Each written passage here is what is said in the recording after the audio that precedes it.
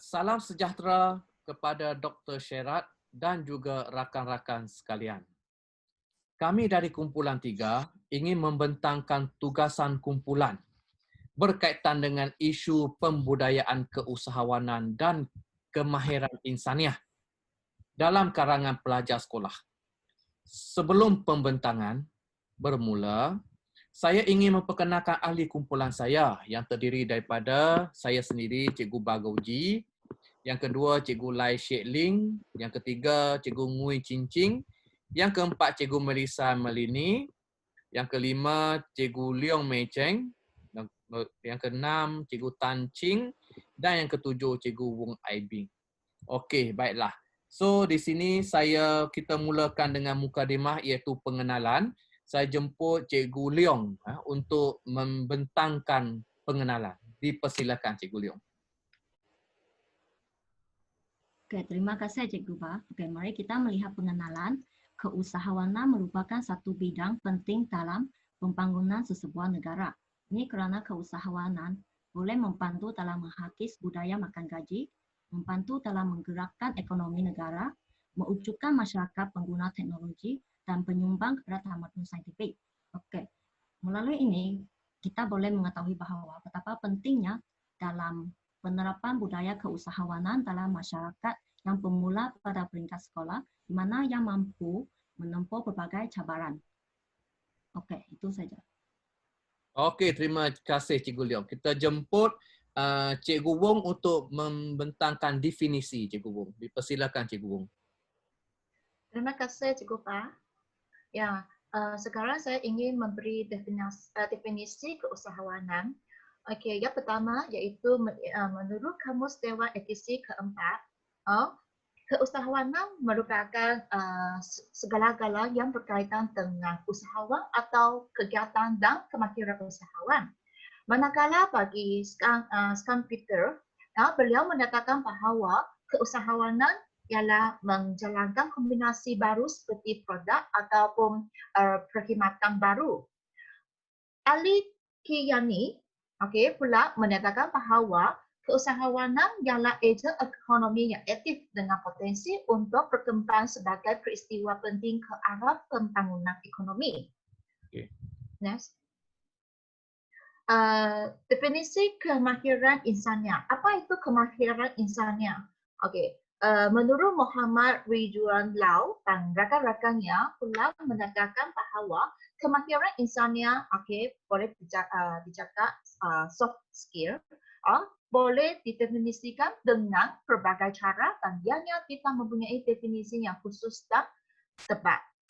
Okey. Bagi Nora Zila, Mat dan rakan-rakannya pula menyatakan bahawa kemahiran insaniah amat penting kepada pelajar kerana kemahiran ini memberikan nilai tambah dalam pencapaian pelajar secara keseluruhan. Okay, thank you. Okey. Baiklah, sekarang kita tengok kepada konsep. Konsepnya. Konsepnya saya jemput Cikgu Ngui untuk membentangkan konsep keusahawanan. Dipersilakan. Ya, terima kasih Cikgu Ba. Bagi konsep keusahawanan, menurut Kamus Dewan edisi pertama, keusahawanan adalah segala kegiatan yang berkaitan dengan kemahiran usahawan. Kita perlu mencari kaedah-kaedah baru untuk mempercepatkan mengurusan dan membangunkan sama ada di negara ini atau dalam khusus atau dalam sikap dan tabiat. Seterusnya, menurut Rosna Muhammad dan Norasma Omad 2018, konsep keusahawanan adalah membina ciri personaliti, sikap dan kemahiran keusahawanan serta membentuk sikap pelajar sebagai pencipta. Yang ketiga, menurut Esmalaili Muhammad Asham dan Norasma Omad 2019, aliran keusahawanan ini didakwakan adalah untuk memberikan pendedahan awal di dalam membangunkan kemahiran serta minat pelajar di dalam bidang perniagaan, seterusnya sebagai persediaan kepada pelajar untuk menjadikan keusahawanan sebagai kerjaya mereka pada masa hadapan. Okay. Next. sekarang sampai konsep kemahiran insania. Menurut Muhammad Jaini Zakaria 2018, konsep kemahiran insania adalah sesuatu pendekatan melengkapkan pelajar dengan penguasaan akademik.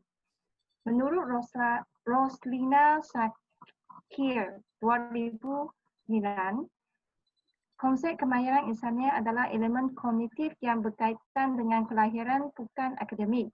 Ia terdiri daripada nilai positif, kepimpinan, kerja berpasukan, komunikasi dan pembelajaran yang berterusan.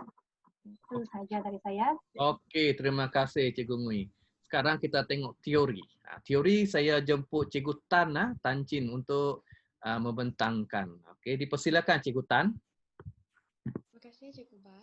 Okay, bagi teori pula, terdapat 7 elemen dalam kemahiran insania iaitu kepimpinan, keusahawanan, kemahiran kerja berpasukan, kemahiran berkomunikasi, pemikiran kritis dan menyelesaikan masalah, pembelajaran berterusan dan pengurusan maklumat, serta etika dan moral. Jadi terdapat 3 teori keusahawanan yang akan dibincangkan hari ini. Ketiga-tiga teori ini membantu untuk mengenal pasti ciri-ciri personaliti keusahawanan, memupuk minda keusahawanan dalam kalangan pelajar dan membantu mengurus cabaran dalam membina dan menjalankan perniagaan baru secara lebih berkesan. Teori yang pertama iaitu teori Sarasvati. Dia digunakan oleh usahawan semasa menghadapi situasi yang tidak pasti. Terdapat 5 prinsip dalam teori Sarasvati iaitu bird in hand. Dalam bird in hand ini, dia menyatakan 3 perkara iaitu diri sendiri, perkara yang kita lakukan dan orang yang kita kenal. Dalam affordable loss, dia melihat sejauh mana usahawan sanggup menanggung kerugian, dan lemonade principle, seseorang usahawan dia mesti mempunyai kreativiti dan mentaliti yang kuat. Bagi crazy quid, kemampuan dan kelebihan seseorang usahawan untuk berinteraksi dengan orang lain seterusnya membina komitmen bersama demi kepentingan masa depan. Prinsip yang terakhir iaitu pilot in the plan. Seseorang usahawan berjaya tahu hala tuju dan mampu bertindak berdasarkan situasi. Sekarang kita tengok teori perilaku terancang iaitu berkaitan dengan niat dan tingkah laku. Niat diandaikan untuk menggambarkan faktor motivasi yang mempengaruhi perlakuan. Jadi ini merujuk kepada bagaimana individu mempunyai kesanggupan yang tinggi untuk mencuba, bagaimana individu tersebut berusaha untuk membuat perancangan kemudian menghasilkan sesuatu tingkah laku. Untuk teori bricolage, dia menyatakan mengenai inovasi dan penggunaan sumber sedia ada. Jadi seseorang usahawan, dia menggunakan sumber yang sedia ada untuk menghasilkan sesuatu yang belum wujud. Itu bermakna inovasi. Itu sahaja. Terima kasih. Okey, baiklah. Sekarang kita pergi kepada isu-isu. Okey, sebelum isu saya nak puji slide Cikgu Tan ni cantiklah guna Cougar. Yes, cantik. Okey, dijemput Cikgu Melissa untuk membentangkan isu-isu kajian. Okey, terima kasih Cikgu Ba. Okey, berikut merupakan isu-isu kajian. Terdapat 2 isu yang kita ketengahkan dalam kajian kita. Yang pertama adalah kekurangan pengetahuan dan kemahiran belajar dalam bidang keusahawanan. Ini khas untuk para pelajar. Okey, seperti yang kita sudah tahu, di sebelah kanan, para pelajar tidak dapat menguasai multi skill dan lemah dalam kemahiran insania. Dan yang kedua adalah para pelajar juga menganggap bidang keusahawanan ini adalah memenatkan dan tidak menjamin masa depan. Maksudnya tidak ada masa depan bagi mindset para pelajar itu sendiri. Dan yang kedua adalah isu berkenaan dengan guru, penguasaan ilmu keusahawanan yang terhad dalam kalangan guru. Penguasaan ilmu keusahawanan yang terhad dalam kalangan guru, ini bermaksud guru-guru tidak diberi pelatihan khusus ataupun kemahiran untuk menguasai mata pelajaran perniagaan ataupun keusahawanan di sekolah. Dan yang kedua adalah guru-guru tidak kompeten. Maksudnya guru-guru tidak berusaha untuk menambah baik ataupun meningkatkan skill guru-guru masing-masing dalam mata pelajaran perniagaan ini ataupun bidang keusahawanan. Okey, itu sahaja daripada saya, Cikgu Ba. Okey, terima kasih Cikgu Melissa. Okey, kita tengok kepada analisis mini kajiannya. Okey, oleh kerana isunya melibatkan pelajar sekolah ya, kami buat kajian secara soal selidik lah melibatkan 30 orang pelajar, 30 orang pelajar berkaitan dengan pembudayaan keusahawanan dan kemahiran insaniah dalam kalangan pelajar sekolah. Okey, hasil daripada kajian menunjukkan bahawa, okey, ini kajiannya, selepas kajian kita dapat dia punya itu graf. Okey, hasil daripada kajian ini kita mendapati, okey, kemahiran berkomunikasi, okey, kemahiran pembelajaran berterusan, kemahiran kepimpinan dan juga kemahiran keusahawanan, okey, berada pada tahap yang sederhana tinggi. Okay. Ini bertepatan dengan isu-isu yang dikemukakan oleh Cikgu Melissa tadi. Okay. Iaitu berkaitan dengan pembudayaan, keusahawanan dan tahap kemahiran insaniah di kalangan pelajar. Itu bertepatan dengan isu itu. Hasil daripada kajian kami ini. Itulah sedikit tentang hasil kajiannya. Okey, baiklah. So sekarang kita tengok cabaran yang berlaku. Cabaran yang berlaku, kita kena jemput Cikgu Leong untuk membentangkan cabaran yang berlaku. Okey, dijemput Cikgu Leong. Okey, terima kasih Cikgu Ba. Sekarang kita melihat cabaran dalam pembudayaan keusahawanan dan kemahiran insaniah dalam kalangan pelajar sekolah. Okey, cabaran yang pertama, belajar kurang menyela atau pendiam dalam aktiviti kumpulan. Okay. Murid-murid ini tidak mempunyai peluang untuk membina kemahiran dan mereka suka untuk berdikari. Ini menyebabkan mereka gagal dalam mendapatkan pekerjaan selepas mereka tamat pengajian. Okay. Cabaran yang kedua, remaja terasing daripada proses sosial. Okay. Remaja ini akan mudah dibujuk dan terjebak dalam berbagai masalah sosial. Okay. Mereka tidak mempunyai akses kepada proses pembelajaran dan penyertaan dalam pembangunan negara. Okay. Cabaran yang ketiga ialah kekangan sumber masa dan ruang dalam pelaksanaan aktiviti keusahawanan. Okay. Murid di setiap sekolah perlu mengikuti berbagai subjek seperti mata pelajaran teras dan mata pelajaran elektif. Ini menyebabkan mereka tidak mempunyai masa yang lebih dalam melaksanakan aktiviti keusahawanan. Okey, jadi murid terhad ditetapkan kepada situasi perniagaan yang sebenar. Okey, itu sahaja. Okey, terima kasih Cikgu Leong. Okey, sudah ada cabaran, kita tengok cadangan penyelesaiannya. Okey, dijemput Cikgu Lai untuk membentangkan cadangan penyelesaian. Cikgu Lai. Okey, terima kasih Cikgu Ba. Sekarang kita lihat cadangan penyelesaian. Yang pertama, kita boleh menjalankan aktiviti co-curriculum.